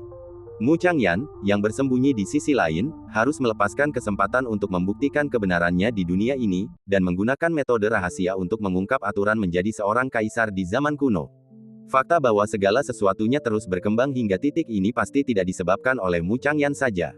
Meskipun kekuatan asal mula Dao besar tidak dapat mengunci makhluk-makhluk yang seharusnya telah mati namun tetap bertahan hidup hingga hari ini, dia merasakan ada sesuatu yang tidak beres dan mengetahui bahwa sejumlah kecil makhluk teratas telah lolos dari takdir yang telah ditentukan sebelumnya, yang tidak dapat ditoleransi. Ditambah dengan variabel Chen Qingyuan yang telah mencapai daerah terlarang, asal mula Dao besar ingin menjaga keseimbangan alam semesta, sehingga harus menghentikan era kemakmuran di sini dan mengubahnya menjadi ketiadaan. Mungkin ini satu-satunya cara untuk mencegah kerusuhan yang lebih besar di dunia. Aturan aslinya mengatur diri sendiri, dan stabilitas menjadi fokus utamanya. Sekarang bukan saatnya. Chumo menatap lama, menahan pikiran-pikiran yang hendak berkecamuk. Wajahnya tampak tenang dan sedikit menakutkan, dan tatapannya bagaikan jurang yang tak terduga. Konon, jalan kuno dan tangga dewa digabung menjadi satu, dan hukum terlarang di dalamnya pasti sangat mengerikan. Bahkan Chumo, dengan kekuatan tempurnya yang luar biasa, tidak berani menginjakkan kaki di sana begitu saja. Hanya setelah kultivasi Anda mencapai langkah ke-9 dari jembatan ilahi, Anda dapat memulai jalan kuno ini. Jika aku harus melawannya, aku mungkin harus pergi ke jalan kuno Cugu. Di dunia saat ini, selain makhluk istimewa seperti Kaisar Tai Wei, hanya ada satu orang yang sangat dihargai oleh Chumo, yaitu Chen Qingyuan. Saat pertama kali bertemu, mereka menganggap satu sama lain sebagai rival yang kuat dan membuat janji untuk bertarung di masa depan. Aku nggak pernah ngangka bakal begini. Menarik banget, Chumo tidak takut dengan bahaya yang ada di depan, tetapi justru menantikannya. Sebagai iblis terkuat dalam sejarah para dewa, Chumo penuh percaya diri. Di masa lalu, ia bisa dengan mudah menyapu dunia dan naik tahta. Tidak adanya teras Tongtian di alam pencerahan bukan berarti manusia terjebak di wilayahnya masing-masing. Reruntuhan yang diubah oleh Tongtiantai, kecuali langit pertama dan ke-9, membagi pusaran hukum alam yang tersisa menjadi dua, satu di atas dan satu di bawah, yang menghubungkan ke alam lainnya. Dekrit, seorang kultivator mengendalikan harta karun Dao dan perlahan mendekati pusaran hukum untuk melihat apakah ada bahaya. Setelah beberapa kali mencoba, tidak ada masalah yang ditemukan. Setelah berkali-kali mencoba, beberapa orang menjadi lebih berani dan mengaktifkan metode penyelamatan nyawa mereka terlebih dahulu, berjalan hati-hati menuju pusaran hukum. Suara mendesing. Lelaki itu berjalan selangkah demi selangkah menuju pusaran hukum, lalu tersedot oleh kekuatan hisap. Menyaksikan pemandangan ini, para kultivator dari segala penjuru menegang, mata mereka terbelalak tajam. Untuk pertama kalinya, mereka sangat berharap pria itu masih hidup. Jika mereka benar-benar terjebak di alam pencerahan ini, membayangkannya saja sudah tak tertahankan. Tidak lama kemudian, pria itu kembali dari ranah hukum lagi, tanpa cedera. Melihat hal ini, semua orang terkejut dan maju untuk bertanya apa yang sedang terjadi. Setelah berdiskusi dengan hangat, semua orang mendapat gambaran umum dan merasa gembira sekaligus gembira. Pemandangan serupa terjadi di seluruh langit, dan terdengar teriakan kaget. Beberapa bulan kemudian, semua orang memahami situasi saat ini. Hilangnya Tongtiantai dan penanda batas merupakan hal yang baik bagi banyak petani, karena keterbatasannya sangat berkurang. Semua pendeta jembatan ilahi dapat dengan bebas pergi ke berbagai tingkat surga dalam perjalanan menuju pencerahan, yang berarti kemungkinan memperoleh kesempatan meningkat dan mereka dapat melihat pemandangan yang lebih tinggi. Satu-satunya hal yang perlu Anda perhatikan adalah jika Anda tidak memiliki kekuatan yang cukup, jangan pergi ke alam yang lebih tinggi. Faktor risikonya sangat tinggi dan Anda dapat dengan mudah kehilangan nyawa. Kami tidak lagi dibatasi, ini adalah berkah dari surga. Bisakah aku melihat pemandangan surga ke-9? Naiklah ke puncak, dan berkat yang kau terima akan semakin menakjubkan. Mengubah takdirmu sudah dekat. Saya tidak takut risiko, saya hanya takut hidup biasa-biasa saja. Lahir di era makmur, satu kesempatan saja dapat mengubah takdir Anda. Kebanyakan orang mempunyai ide sederhana, untuk mendaki lebih tinggi dan menjadi ambisius. Meski dia tahu itu sangat berbahaya, dia tetap bersedia pergi. Bukannya mereka tidak takut mati, tetapi mereka semua percaya bahwa mereka unik dan mampu membuat perbedaan. Hanya ketika kematian mendekat, mereka akan menghadapi kenyataan dan merasa menyesal. Dunia telah berubah dan menjadi semakin kacau. Airnya sudah keruh, dan akan semakin keruh. Chen Qingyuan, yang telah mengasingkan diri selama bertahun-tahun, berada di saat yang sangat kritis. Ia sangat fokus dan tidak punya waktu untuk teralihkan. Saat dia keluar, dunia pasti akan sangat berbeda. Teras di Jalan Zhengyu runtuh, dan satu orang sangat malu. Orang itu adalah Nangongge. Sebuah formasi besar yang diukir dengan pola-pola misterius. Sang guru, yang bernama Nangong, berada di inti formasi, dengan mata terpejam rapat, dan rune serta karakter kuno yang samar mengalir di sekujur tubuhnya. Hari-hari ini, ia berjalan di tepi tebing, sering menyentuh hal-hal yang tabu dan berada dalam bahaya besar. Di dalam ruang kesadarannya, ada lusinan gerbang batu besar di depannya, yang dihubungkan oleh hukum-hukum yang mengerikan. Setelah perencanaan yang matang dari Tuan Nangong, ia akhirnya berhasil membuka lebih dari separuh gerbang batu. Tekanan yang ia tanggung selama proses ini sungguh tak dapat dipahami oleh siapapun di dunia. Jika kita terus bergerak maju dengan stabil pada kecepatan ini, kita dapat merampungkan tata letaknya dalam waktu 30 hingga 50 tahun paling lama. Pada saat itu, Nangong akan mampu menempatkan dirinya di luar dunia besar, melakukan perjalanan bola-balik di antara berbagai alam di jalan menuju pembuktian dunia, dan menyaksikan pemandangan cemerlang era baru. Hah! Suatu hari, saudara Nangong, yang sedang merencanakan dengan cermat, mendapati gerbang di depannya menunjukkan tanda-tanda akan kendor, tetapi ia tidak melakukan apapun. Mengapa ini terjadi? Sesuatu yang lebih aneh lagi terjadi. Pintu yang menghalangi jalan di depan mulai bergetar sedikit, dan amplitudo getarannya semakin membesar. Ledakan. Setelah beberapa saat, pintu terbuka dengan sendirinya tanpa ada tenaga eksternal dari Nangong. Hampir pada saat yang sama, pintu-pintu di belakang semuanya terbuka dengan suara boom. Pada titik ini, semua rintangan di depan Nangong telah disingkirkan. Dia tampak bingung dan tidak tahu alasannya. Berdengung, Nangong tiba-tiba membuka matanya, dan rune di tubuhnya surut seperti air pasang. Mengapa? Ketika dia terbangun, wajahnya penuh kebingungan. Dengan menggunakan berbagai metode untuk membuat kesimpulan, dapat dipastikan bahwa tata letak ini tidak gagal. Paruh pertama perjalanan itu sulit dan sangat berbahaya, tetapi paruh kedua secara misterius selesai bahkan sebelum saya sempat mengerahkan upaya apapun. Sekalipun Nangong telah mengalami banyak suka dan duka, dia tidak dapat menahan diri untuk tidak tertegun, dengan tatapan kosong di matanya, dan dia tidak tahu harus berbuat apa. Setelah beberapa saat, Nangong memutuskan untuk keluar dan melihat apakah dia bisa menemukan jawabannya. Dia mengangkat blokade formasi dan melangkah maju. Wow, hal pertama yang dilakukannya setelah keluar adalah merasakan sesuatu yang tidak biasa tentang perintah dan aturan tersebut. Nangong sedikit mengernyit dan melangkah maju. Dia menghitung sambil berjalan. Selama proses deduksi, tampak seolah-olah kabut yang tak terhitung jumlahnya mengaburkan sesuatu, membuatnya sulit untuk melihat dengan jelas. Tak jauh dari situ, saya bertemu beberapa biksu dan mendengar percakapan mereka. Setelah mengetahui teras Tongtian runtuh, tubuh Nangong tiba-tiba bergetar, dengan ekspresi tak percaya di wajahnya. Ia tak pernah menduga hal ini. Suara mendesing. Untuk memverifikasi apakah yang dikatakan orang lain itu benar, Nangong menggunakan kecepatan tercepat dalam hidupnya dan langsung menuju lokasi Tongtiantai. Teras Tongtian sangat istimewa. Jika Tuan Nangong tetap di tempatnya dan menghitungnya, bahkan jika dia bisa mengintip ke dalam, itu akan memakan waktu. Akan lebih baik untuk pergi langsung dan melihatnya dengan mata kepala sendiri. Beberapa hari kemudian, kami tiba di tujuan. Melihat reruntuhan Tongtiantai yang hancur dan menguping pembicaraan para biksu di dekatnya, bibir Nangong sedikit terbuka, wajahnya penuh keterkejutan, pikirannya terguncang dan tak terduga. Tanpa Tongtiantai, aturan jalan menuju pencerahan tiba-tiba berubah drastis. Semua pendeta jembatan ilahi dapat bebas bepergian melalui berbagai alam. Meskipun Nangong tidak berada di alam jembatan ilahi, keterbatasan ini tidak berarti apa-apa baginya, dan ia dapat mencapainya hanya dengan sedikit mantra. Saya sudah bekerja keras selama ini, kenapa harus repot-repot? Nangong menatap area di depannya, hatinya dipenuhi emosi campur aduk, bergumam pada dirinya sendiri. Setelah keterkejutannya mereda, raut wajah pahit muncul di wajahnya. Kalau saja dia tahu situasinya akan seperti ini, Nangong akan berjalan-jalan dan melihat pemandangan saja daripada terlalu khawatir. Sehat. Dengan mendesah panjang, dia mengeluarkan segala depresi dalam hatinya. Kemudian, Nangong berpikir keras dengan ekspresi serius. Alasan perubahan tatanan dan kemana arahnya di masa mendatang.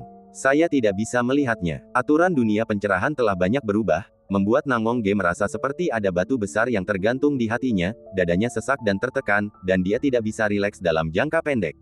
Karena tidak ada halangan apapun, saudara Nangong tentu saja tidak akan tinggal di sini. Ia melesat ke lokasi pusaran hukum dan menuju ke alam yang lebih tinggi. Dalam sekejap mata, Nangong muncul di surga ke-9. Hari ke-9 kini jauh lebih ramai daripada sebelumnya. Bahkan makhluk-makhluk sakti yang berjarak 7 atau 8 langkah dari jembatan ilahi pun berani datang, hanya untuk menikmati pemandangan dari puncak, sebuah pengalaman yang sungguh berharga. Kamu di sini. Begitu tiba, Nangong menerima pesan Situlin. Keduanya sepakat bertemu di suatu tempat yang lautan kabutnya bergulung-gulung dan sudah dipasangi penghalang. Duduk berhadapan dan saling memandang. Aku sudah merencanakan ini sejak lama, tapi pada akhirnya semuanya sia-sia. Nangong melontarkan komentar meremehkan diri sendiri dan tersenyum pahit. Siapa yang tahu sesuatu seperti ini akan terjadi? Situlin tampak sedikit khawatir dan mendesah pelan. Anda tidak pernah tahu apa yang sedang terjadi. Nangongge mendesah. Setelah mengobrol sebentar, kami mulai pada pokoknya. Teras Tongtian runtuh, memperlihatkan lorong kuno yang tidak diketahui asal-usulnya. Beberapa hari yang lalu, Si Tulin mengunjungi Tata Surya Sanglin di negara kekaisaran dan melihat jalan kuno menuju tanah jembatan ilahi. Ia kemudian kembali ke alam pencerahan untuk melanjutkan pengamatannya. Si Tulin menceritakan semua yang diketahuinya tanpa menyembunyikan apapun. Setelah itu, keduanya pergi ke lokasi jalan kuno Chu. Sang guru, yang menyaksikannya dengan mata kepala sendiri, terkejut. Bagaimana menurutmu? Setelah Nangongge tenang, Si Tulin mulai bertanya. Kemakmuran dan kemegahannya jauh melampaui imajinasi. Seru Nangongge, saya ingin menyimpulkan kebenaran dan butuh bantuan Anda. Si Tulin berbicara terus terang tentang niatnya. Seberapa yakinnya kita bahwa saya dan Grandmaster akan bekerja sama? Nangongge belum menjelajahi jalan kuno Chu dan tidak jelas tentang situasi spesifiknya. Sekitar 20%. Setelah merenung sejenak, Si Tulin mengatakan yang sebenarnya. Tunggu sebentar lagi. Nangongge menurunkan alisnya sambil berpikir. Kau tidak takut, kan? Si Tulin cukup mengenal Nangongge dan tahu bahwa dia tidak takut bahaya. Kau khawatir usahamu sia-sia? Ya, kata Nanggong sambil memikirkan risiko yang diambilnya saat menyelundupkan diri melintasi perbatasan, tetapi ia tidak menyangka situasinya akan berubah begitu cepat.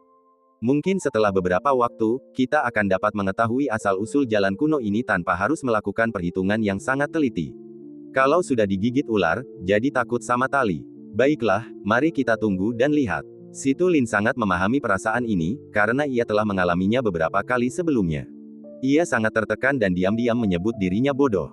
Saat ini, di Qingzhou di alam liar utara, Chen Qingyuan, yang telah mengasingkan diri selama berhari-hari, berusaha menerobos hambatan di wilayah kekuasaannya, dan hari ini ia akhirnya membuat beberapa kemajuan. Cairan spiritual di sekitarnya masih kosong, dan seluruh tubuhnya memancarkan cahaya keemasan redup. Momentumnya perlahan meningkat, bagai pedang yang siap dihunus tajam. Chen Qingyuan memurnikan sejumlah besar sumber daya langka dan mengumpulkan kekuatan spiritual yang cukup dalam tubuhnya. Ia berulang kali menyerang titik kemacetan menuju anak tangga ketujuh jembatan ilahi, mengerahkan seluruh kemampuannya dan pantang menyerah. Setelah bekerja keras selama ini, hambatan tersebut perlahan-lahan mulai teratasi. Tiba-tiba, Chen Qingyuan membuka matanya, dan cahaya dingin meledak, menembus kehampaan di depannya. Dengan lambaian tangannya, kabut tebal di area retret pun tersapu. Pada saat yang sama, Chen Qingyuan mengenakan jubah biru tua, mengikat rambut hitamnya menjadi mahkota, dan tampak luar biasa dan heroik. Menendang, dia melangkah maju sedikit, dan energi yang terpancar dari tubuhnya tiba-tiba meningkat pesat, seluas lautan, seolah-olah akan menenggelamkan dunia. Gemerincing, dengan langkah kedua, momentumnya menjadi lebih kuat. Ledakan, di luar ruangan terpencil, di atas Qingzhou, tiba-tiba terdengar guntur keras, lalu langit dan bumi berubah warna. Melihat sekeliling, ada pemandangan gelap, seolah-olah alam semesta ditutupi kain hitam tebal, yang menyedihkan dan menyesakan. Apa yang sedang terjadi? Cuaca tiba-tiba berubah. Aku khawatir sesuatu yang besar akan terjadi. Masalah ini sangat penting. Laporkan ke Zhong Yu segera. Dengan keributan sebesar itu, Zhong Yu pasti sudah mengetahuinya. Saya sarankan untuk mengaktifkan formasi pelindung sekte untuk mencegah situasi tak terduga. Keselamatan murid-murid kita adalah yang terpenting, jadi tidak perlu menyimpan batu-batu roh ini.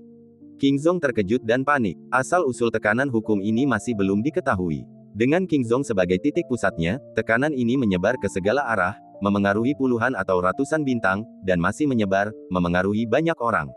Dalam kurungan, Chen Qingyuan merasakan tekanan dari peraturan jalan raya, tanpa sedikit pun rasa takut di hatinya, dan tatapannya tegas. Ledakan. Saat dia mengambil langkah ketiga keluar dari dunia, tempat pertapaan itu meledak dengan keras, dan pola-pola Tao terlarang yang terukir di sekelilingnya menjadi sangat kacau, mencabik-cabik kehampaan seolah-olah pola-pola ukiran itu. Chen Qingyuan melangkah ke udara dan muncul di dunia dalam wujud aslinya. Seluruh tubuhnya terbungkus lapisan cahaya keemasan yang misterius dan tak terbatas. Pedang Zijun dan busur Zhensen yang tersembunyi di dalam tubuhnya memancarkan sedikit mantra Tao, beresonansi dengan tubuh Tao Samsara, dan siap menghadapi kesulitan.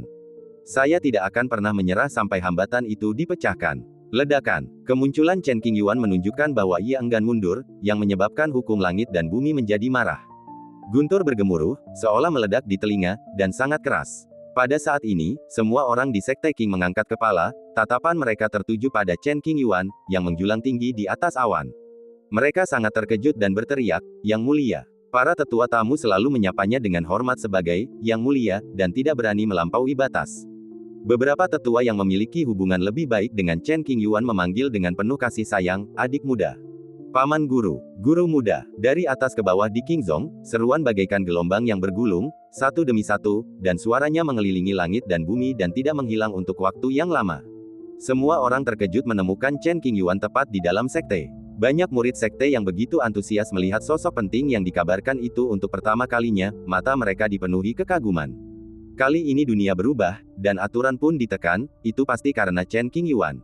Tak ada lagi keraguan di wajah semua orang, dan semua perhatian mereka tertuju pada sosok di atas awan. Mereka menatap punggungnya, takjub seolah-olah dia dewa. Adik laki-laki, kamu harus aman. Jauh di dalam istana sekte, Lin Changsheng, pemimpin sekte, muncul, berpakaian hijau, dengan tangan di belakang punggungnya. Meskipun ia tahu kekuatan Chen Qingyuan di luar akal sehat, ia masih merasa sedikit khawatir. Mendengar panggilan semua orang di sekte itu, Chen Qingyuan menurunkan alisnya dan melihat, sedikit kelembutan muncul di wajahnya. Kemudian, dia menatap awan gelap tebal di atasnya, wajahnya tenang dan tak kenal takut. Hai, tinggi di langit, tiba-tiba muncul retakan panjang, sekitar 10.000 mil panjangnya. Melalui celah-celah itu, terlihat lautan guntur yang bergemuruh. Guntur itu setebal gunung dan mengandung kekuatan penghancur. Ketika orang biasa mendongak, mereka akan merasakan hawa dingin yang amat sangat menyapu sekujur tubuh, menggigil tak terkendali, dan keluar keringat dingin, membasahi pakaian mereka. Sungguh dahsyat bencana guntur. Lin Changsheng mengamati lebih dekat, seluruh tubuhnya menegang, dan kekhawatiran di matanya semakin dalam. Ini masalah yang sangat besar. Para tetua sekte Qing menyingkirkan keheranan dan kegembiraan mereka saat melihat Chen Qingyuan, dan menatap guntur dewa yang mengerikan tak terhitung jumlahnya dengan rasa takut dan khawatir. Orang itu adalah Yang Mulia. Pada awal dinasti Qing, sekte Qing sudah menjadi salah satu wilayah paling makmur, dengan banyak sekali orang kuat yang hidup menyendiri di sana. Tiba-tiba, terjadi perubahan aturan dan retakan di langit.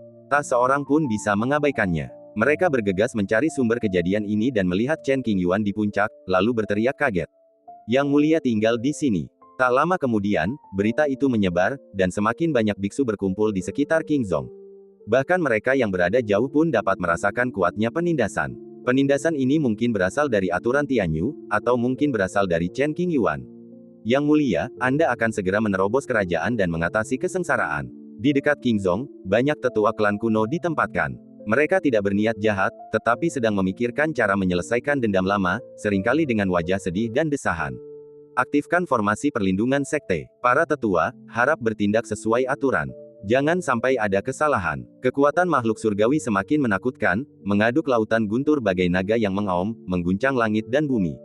Melihat situasi yang tidak optimis, Lin Changsheng merasakan bahaya dan, menunjukkan keagungan seorang pemimpin sekte, segera turun tangan. Ya, Tuan. Semua tetua sekte itu melaksanakan tugasnya berdasarkan perintah Lin Changsheng, tanpa ada niat berpura-pura patuh tetapi sebenarnya tidak patuh. Bahkan para tetua tamu yang berkuasa pun seperti ini. Sekelompok tetua tetap tinggal di sekte tersebut, sementara sisanya pergi ke kota kuno terdekat dan bahkan bintang-bintang di sekitarnya untuk membangun formasi pertahanan yang sangat ketat untuk memastikan bahwa makhluk dari semua ras yang tinggal di daerah ini tidak akan terpengaruh. Chen Qingyuan juga mempertimbangkan hal ini. Bas. Hanya dalam sekejap mata, Chen Qingyuan menghilang dari posisi aslinya. Saat semua orang menemukan sosoknya lagi, dia sudah berada jauh di langit berbintang, sangat jauh dari Qingzhong. Letaknya di daerah terpencil dengan sedikit bintang. Ada beberapa bintang kehidupan yang lebih kecil yang aturan lintasannya diubah oleh Chen Qingyuan dengan lambaian tangannya, dan mereka dikirim ke tempat lain, dengan selamat. Retakan pada hukum yang awalnya tergantung di puncak Qingzhong pindah ke tempat Chen Qingyuan berada pada saat yang hampir bersamaan.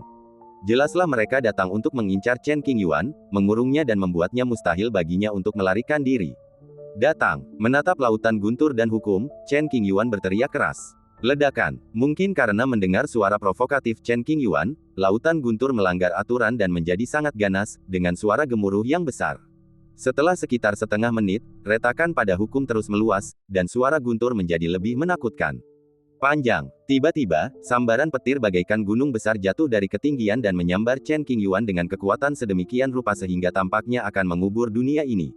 Menghadapi guntur ilahi yang dahsyat ini, Chen Qingyuan tetap tenang dan kalem. Sosoknya bersinar, dan alih-alih mundur, ia malah menghadapi tantangan itu secara langsung. Jari telunjuk dan jari tengah saling menempel erat, bagaikan pedang langka, mengarah ke guntur dewa, cahaya pedang melesat ke angkasa, mencabik-cabik langit berbintang. Ledakan, cahaya aneh yang menyilaukan meledak, dan semua orang yang menyaksikan pemandangan ini tidak dapat melihat apapun dengan jelas. Alam semesta bergejolak dan segalanya menjadi kabur. Bahkan dari kejauhan, orang-orang dapat merasakan murka langit dan bumi, hati mereka panik dan wajah mereka dipenuhi kengerian. Setelah beberapa saat, guntur dewa itu disapu bersih oleh Chen Qingyuan dengan jarinya. Belum lagi terluka, bahkan pakaiannya tidak kusut sedikit pun. Wajahnya secantik batu giok dan matanya sehitam jurang. Dawu Rul tampaknya merasakan penghinaan dari Chen Qingyuan, dan amarahnya pun semakin kuat, dan guntur ilahi turun lagi. Gelombang kedua guntur ilahi berwarna ungu pucat, berdiameter 1000 kaki, turun, dijalin dengan kekuatan hukum tertinggi dan keganasan yang tak tertandingi. Bahkan seorang kaisar semu yang telah mencapai langkah ke-9 jembatan ilahi kemungkinan besar akan mati dalam situasi seperti itu. Bagi Chen Qingyuan, tingkat kesengsaraan guntur ini dapat dipatahkan dengan mudah hanya dengan menjentikkan jarinya. Dengan jentikan lengan bajunya, dia memusnahkan guntur suci kedua yang cukup untuk menghancurkan musuh. Lautan guntur beriak sejenak, dan tak lagi turun perlahan seperti sebelumnya. Ia memutuskan untuk mengerahkan seluruh kekuatannya dan tak menunjukkan belas kasihan. Ledakan dentuman. Dalam sekejap, badai petir itu seperti hujan deras, membanjiri area tempat Chen Qingyuan berada. Wilayah seluas puluhan juta mil hancur total. Kadang-kadang terlihat kilatan cahaya keemasan, dan kadang-kadang terdengar ledakan. Setiap badai petir memiliki kekuatan mengerikan yang dapat membunuh seorang kaisar semu. Terlebih lagi, seiring bertambahnya jumlah badai petir, kekuatan yang dikandungnya secara alami semakin kuat. Kemudian, dia bahkan bisa memusnahkan orang-orang terkuat di puncak kuasa Emperor. Meski begitu, Chen Qingyuan masih mampu mengatasinya dengan tenang tanpa ada cedera di tubuhnya. Hanya dengan mengangkat tangannya, ia dapat melepaskan kekuatan tubuhnya yang paling murni. Raungan naga dan teriakan burung phoenix bergema di seluruh surga. Guntur dewa yang turun tiba-tiba berkumpul dan membentuk seekor binatang buas yang tampak aneh, meraung ganas dan menggigit dengan mulut terbuka. Binatang buas yang dibentuk oleh guntur ilahi itu sangat besar, seperti harimau atau serigala, dengan sepasang sayap yang dapat menutupi langit dan matahari, serta api hukum khusus di sekujur tubuhnya. Itu adalah api paling mengerikan di dunia, dengan kemampuan untuk membakar segalanya. Bahkan para prajurit kekaisaran yang berdiri di puncak dunia tidak akan mampu menahan teriknya api ekstrim yang berkepanjangan. Dekrit, Chen Qingyuan menggunakan energi spiritual di sekitarnya sebagai panduan untuk membentuk pedang hijau sepanjang 3 kaki. Ia mengepalkan tinjunya dan mengayunkannya ke arah binatang guntur ilahi. Dentang, cahaya pedang menembus langit berbintang, dan medan perang yang awalnya berubah menjadi reruntuhan, menjadi semakin kacau, rapuh, dan terpecah-pecah. Akhirnya seluruh kekuatan pedang itu jatuh ke tubuh binatang petir yang menerkam dari ketinggian. Binatang buas ini jelas mengandung kekuatan kehendak aturan agung. Kekuatannya begitu dahsyat sehingga benar-benar melampaui jangkauan langkah ketujuh kesengsaraan guntur jembatan ilahi. Mustahil baginya untuk muncul sebelumnya. Tidaklah berlebihan jika dikatakan bahwa bahkan beberapa monster top yang berhasil mencapai level kuasa kaisar tidak dapat membuat 1/10 pun dari suara semacam ini. Ledakan, binatang itu meraung keras, dan cakarnya yang tajam mencengkeram cahaya pedang. Kedua belah pihak sempat menemui jalan buntu, dan binatang buas itu benar-benar menghalangi pedang Chen Qingyuan, menghabiskan semua kekuatan pedang itu. Tentu saja, binatang itu juga membayar harganya, dan cakar raksasa yang terjulur terputus. Namun, saat hukum lautan guntur melonjak, sambaran petir khusus menyambar binatang itu, memulihkan bagian-bagiannya yang rusak ke keadaan semula. Bum bum bum. Meskipun kehadiran binatang yang mengerikan itu, badai petir belum juga berakhir dan terus turun bagai hujan badai, menyebabkan orang-orang yang menonton dari jauh menjadi sangat ketakutan. Meskipun ia gagal membunuh binatang buas itu dengan satu pedang, Chen Qingyuan sama sekali tidak panik dan tetap tenang. Ketiga pedang itu, yang terbentuk dari energi spiritual, tidak mampu menahan banyak kekuatan. Wajar jika mereka tidak dapat menyelesaikan masalah yang dihadapi. Prajurit Tao biasa juga tidak ada gunanya. Tubuh reinkarnasi Chen Qingyuan telah mencapai tingkat kesempurnaan. Jika ia ingin mengerahkan seluruh kekuatan tempurnya, ia setidaknya harus menjadi seorang prajurit Tao tingkat atas. Namun, selama pertempuran di reruntuhan laut perbatasan, senjata utama Chen Qingyuan hancur atau rusak, dan masih diperbaiki di Fucheng. Meskipun ia kemudian memperoleh pencerahan, ia tidak mengenal senjata dan harta suci yang baru diperolehnya. Ia telah membuangnya selama bertahun-tahun dan tidak punya waktu untuk merawatnya. Menyadari keanehan bencana guntur ini, Chen Qingyuan tidak berani meremehkannya dan memutuskan untuk mengambil tindakan nyata.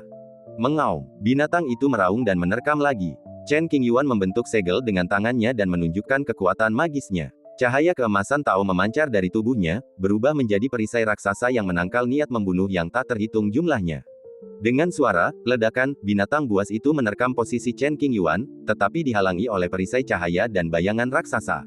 Kekuatan yang dahsyat itu menyebabkan Chen Qingyuan mundur agak jauh. Saat melepaskan kekuatan, mata Chen Qingyuan terfokus, dan tanda berwarna darah muncul di telapak tangannya, mengungkapkan misteri tak berujung. Zeng, saat berikutnya, Chen Qingyuan memegang sesuatu yang ekstra di tangannya, busur penekan dewa. Senjata kekaisaran klan Gajah Suci yang telah musnah masih utuh dan nilainya tak ternilai. Satu-satunya kekurangannya adalah rima kekaisaran aslinya yang langka. Lautan guntur menggelegar di area itu. Orang-orang tak bisa melihat apapun. Mereka hanya merasakan tekanan yang mengerikan dan meringkuk di sudut, gemetar. Setelah mengeluarkan busur penekan dewa, Chen Qingyuan segera membengkokkan busur dan menarik anak panahnya. Anak panah terbentuk oleh hukumnya sendiri. Semakin kuat kendali anak panah, semakin tajam pula anak panah tersebut. Misalnya, Kaisar Taiwei saat itu hanya mengandalkan inkarnasi kehendaknya untuk mengerahkan kekuatan busur penekan dewa secara paksa, dan sebuah anak panah menembus susunan dewa-dewa kuno. Betapa mengerikannya kekuatan ini. Bahkan master pertama dari God Suppressing Bow mungkin tidak dapat melakukan ini. Saat menarik busurnya, ekspresi Chen Qingyuan semakin serius. Ia mengerahkan seluruh kekuatannya, sepenuhnya menampilkan keanggunan tubuh samsara daonya yang tak tertandingi. Chen Qingyuan, yang belum mencapai anak tangga ketujuh jembatan ilahi, justru telah menarik busur ilahi, yang telah mencapai tingkat senjata kekaisaran, hingga setengah lingkaran, hampir mencapai busur penuhnya. Sungguh keterlaluan, bahkan busur penekan dewa pun terkejut. Ia tahu tentang kelainan Chen Qingyuan, tetapi tak pernah menyangka akan seaneh itu. Kesulitan busur penekan dewa tidak berkurang sama sekali, dan sepenuhnya dikendalikan oleh Chen Qingyuan. Semua ini terjadi dalam sekejap. Ledakan. Serangan binatang petir ilahi sebelumnya gagal menekan Chen Qingyuan, tetapi tentu saja ia tidak akan menyerah. Ia kembali mengumpulkan energi yang lebih kuat, dan seluruh tubuhnya memancarkan cahaya ilahi ungu yang menyilaukan, seolah-olah kekuatan ratusan bintang yang meledak dipadatkan menjadi satu titik, dan menghantamnya dengan ganas. Gemuruh, gemuruh. Guntur yang dahsyat menyelimuti langit berbintang tanpa henti sedetik pun. Binatang buas lain yang diciptakan atas kehendak langit dan bumi tengah menggigitnya, dan Chen Qingyuan berada di bawah tekanan yang besar. Ia harus melakukan banyak tugas sekaligus, menghadang binatang buas dan menghadapi guntur ilahi yang menyerang dari segala arah. Memanggil. Saat binatang buas itu menerkamnya, wajah tenang Chen Qingyuan tiba-tiba berubah menjadi ganas. Ia membidik binatang buas itu dan menembakkan panah.